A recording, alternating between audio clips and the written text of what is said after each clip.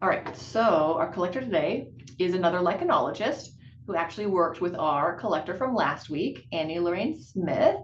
And here's one of their specimens. You can see collected and determined by an MC Knowles. And the exact date of this is not listed, but it was collected sometime between 1910 and 1913 this is Earl's Cliff, Howth County, Dublin. So it's in Ireland on the east coast, and Howth is actually a village that is now considered a suburb of Dublin. And you can see it's kind of located on this peninsula east of the city. And Earl's Cliff, as you can see on this old tram map, appears to refer to a property that is the site of a house called Earl's Cliff House. And it's right on the coast. And I found this beautiful postcard of what Howth looked like in the late 19th century. So somewhere around there. The specimen was identified as a Charaspora venadorensis. Per the lichen portal, it is now called Trematothelopsis venadorensis. It is a crustose lichen, and it's one of 3 species in that genus. And so here's a nice little picture. And you may notice that our collector is actually also the author who described the species. And in the description for the new species, they wrote, in Howth, it was one of the most abundant lichens and is always found in the driest and sunniest situations. So it sounds pretty nice. So MC Knowles was Matilda Cullen Knowles, an Irish botanist and lichenologist. She was born in 1864 in Cullyvackie, which is a village in the county of Antrim up in Northern Ireland. Her father, William James Knowles, was a land agent and a constable, but he was also a very enthusiastic amateur archaeologist. And he routinely took his 5 children to visit archaeological sites and excavations. He also took Matilda and her sister Catherine to meetings of the Belfast Naturalist Club, which brought together amateurs interested in 4 fields of natural history.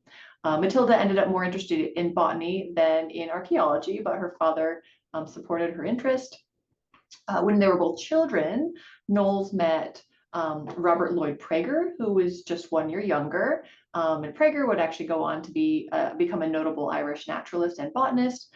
And he writes that when he was a boy, he would come over to their house and see her father's archaeological artifacts, and he and Matilda became great friends.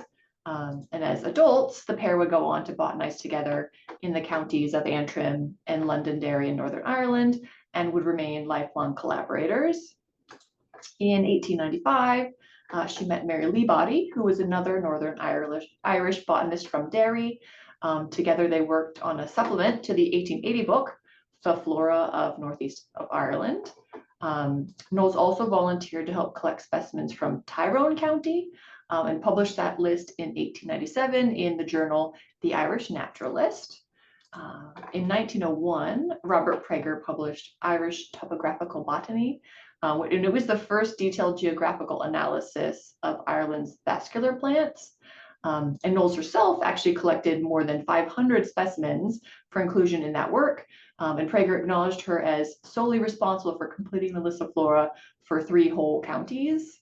So sometime in her early 30s, and no source seemed to have the exact date, Knowles and her sister attended natural science classes at the Royal College of Science for Ireland for a year in Dublin.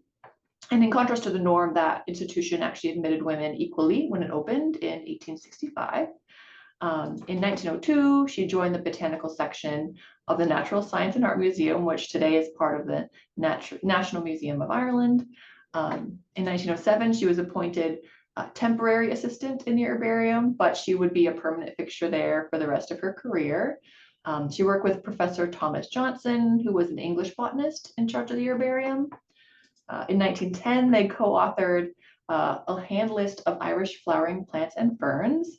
And in that preface, Johnson writes that, though I'm responsible for the list and the form it takes, its preparation is due to my assistant, Miss MC Knowles. So while working extensively with vascular plants of Ireland, she came to the field of lichenology in 1909, when Knowles worked with the British lichenologist Annie Lorraine Smith as her assistant on the Clare Island survey, which I mentioned last week was one of the most extensive pieces of fieldwork at that time.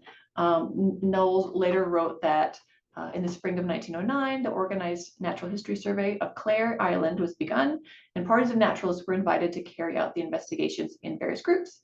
Miss Lorraine Smith of the British Museum undertook the lichens, but as she could not spare much time to the work, I was invited to help her with the collecting and in any other way I could. In June 1909, I spent 3 weeks in the district for this purpose, giving my attention chiefly to the foliaceous and fruticose species, making large collections.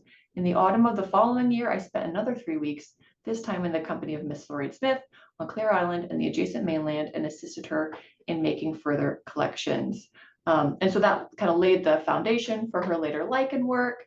Knowles saying, as I had previous to this, only had a very slight knowledge of this group, meaning lichens.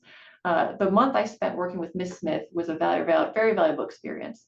I learned a great deal from her and acquired much information as to the best methods of examining and naming those plants, which has been of the greatest service, and for which I was and remain greatly indebted to Miss Lorraine Smith.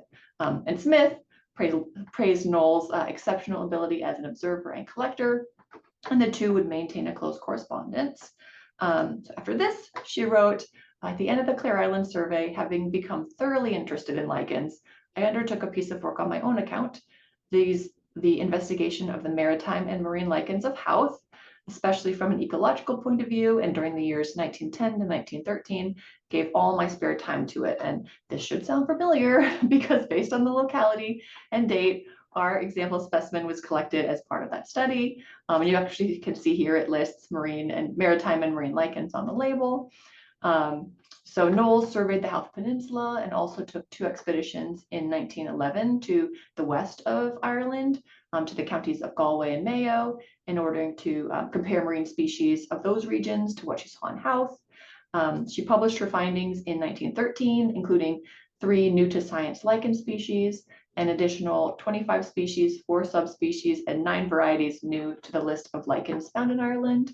Another important discovery of her work at Howth was that lichens grow there in distinct tidal zones by color.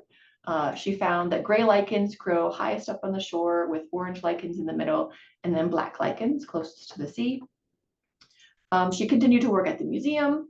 Professor Johnson retired in 1923, and Knowles functionally took over as curator of the herbarium, although she was still only listed as assistant keeper. So while managing the herbarium, Knowles collected and studied lichens from all over Ireland and verified and arranged thousands of existing records almost single-handedly. She sought to produce the first contemporary survey of lichens found in Ireland, dividing the country into 40 regions, over half of which had no data at all on what lichens were found there. And this work led to the publication of the Lichens of Ireland in 1929. It included distributions for over 800 species and added more than 100 more species to the list of Irish lichens. She collaborated with over 30 scientists, and her friend and colleague Prager praised Knowles' study as representing one of the finest pieces of work ever carried out in any section of the Irish flora. She continued to research and write on botanical and lichenological topics, publishing over 30 works from 1897 to 1933. She was a longtime member of the Dublin Naturalist Club, where she regularly led outings into the field. Her hearing declined in her later years, so that she had to use an ear trumpet, but she still attended meetings, and it said that when she thought a topic had been discussed enough, she would take her ear trumpet out and conspicuously set it down on the table. So Knowles planned to retire in 1933, but contracted pneumonia and sadly passed away at the age of 69. So there are at least 3 species of lichens named in honor of Knowles. And she's also remembered in a plaque from the Irish National Committee for Science and Engineering. It was placed on the wall of the National Herbarium of Dublin, or in Dublin, in 2014, which is 150 years after her birth. Specimen-wise, there wasn't really anything in the Bradford portal or Cernac.